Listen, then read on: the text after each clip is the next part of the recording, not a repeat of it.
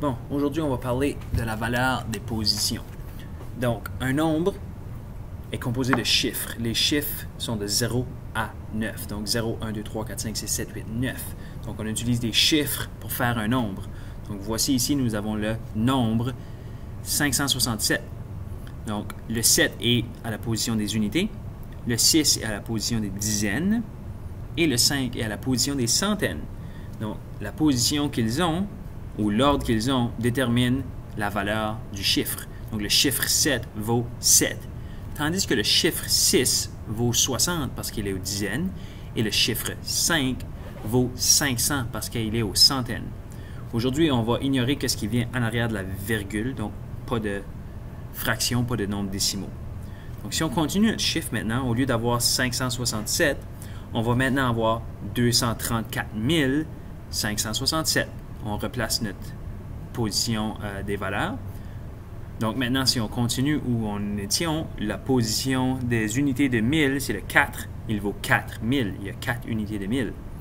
Le 3, le chiffre 3 vaut 30 000 parce qu'il est aux dizaines de 1000.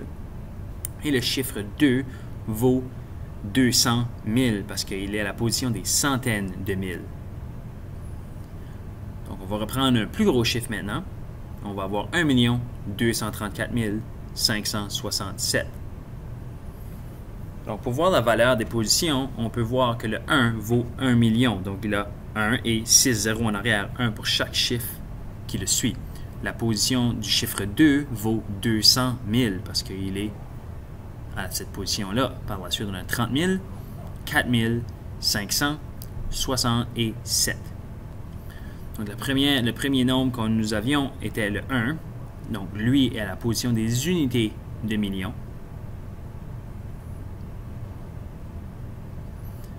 Par la suite, nous avons le 234 000. Ceci, c'est la position des milliers. Donc, le 200, c'est la position des centaines. Le 30, c'est la position des dizaines. Et le 4, c'est la position des unités. Mais ce sont tous des centaines, des dizaines et des unités des milliers. C'est pour ça que nous avons 234 000.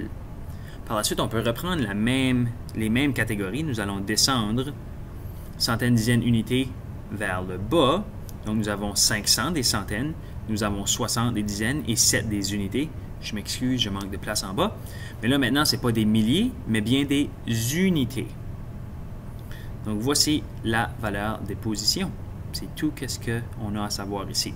Cette leçon va vous aider pour la prochaine leçon, la leçon numéro 2.